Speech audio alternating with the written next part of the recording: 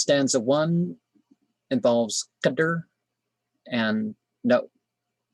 To stanza 3 of poem 18 talks about the tattoo. Stanza 3, Zohra is the planet Venus.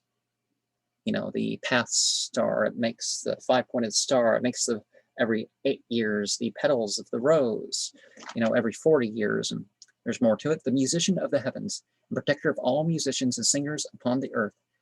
Zohra played a part in very ancient mythology. The Muslims borrowed and adapted the Maggadian legends concerning her. Well, they should really qualify that one, and their account runs as follows. Once upon a time, the angels fell to marveling over the wickedness of man, and the case with which he was led astray, notwithstanding the warning sent down to him through the prophets. But God, hearing their words, determined to expose them also to temptation, that they might learn how easy it was to fall. Therefore he appointed 2 of them, whose names were Harut and Marut, which Zarathu and Marduk, about 1800 BCE, there was a change in the mythology to this sort of thing. So the Quran doesn't say that these people rebelled, but I mean that these beings rebelled, these kingly beings, Harut and Marut, to go down to the earth as judges over man. And he taught them a secret word, by the power of which every evening, when their work of judgment was done, they could return to heaven. For some time the 2 angels accomplished their duties faithfully. But at length a woman called Zohra, more beautiful than any other woman upon earth, came before their judgment seat, demanding redress against her husband, and the 2 angels conceived a violent passion for her. On the following day, when she returned with the same petition, they drew her aside and declared their love to her.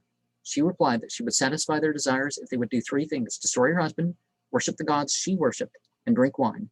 Murderers and idolaters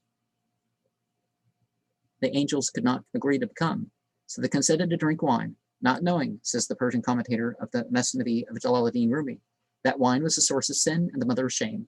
The Bhagavatam talks about marijuana in that sense. There's some ancient texts talk about opium.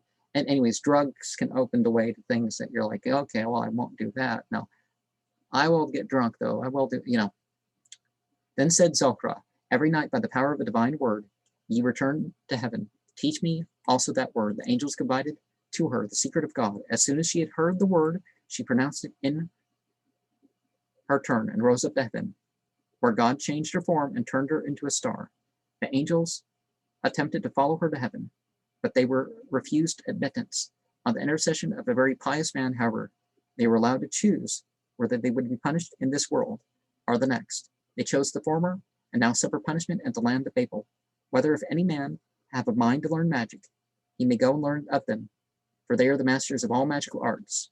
Tradition says that Muhammad, whenever he looked upon the planet Venus, was wont to exclaim, God curse Zohra, for it was she who led the 2 angels Harut and Marut into sin. Well, they're making a point in poem. Muhammad said not to curse the stellar bodies and stuff like this, but nor to say that this happened because, you know, again, the poets were making a point. The same story, says Rosenzweig, is to be found in the Talmud, where the 2 angels are called Asa and Asael. The Talmud relates that the angels, after their sin, were carried into a great mountain and suspended by chains over an abyss, you know, the Abyssu Deep of Babylon. It was they who taught Solomon wisdom. Stanza 4 regards the superstition regarding the origin of precious stones, and stanza 3 of poem 33 relates to that as well.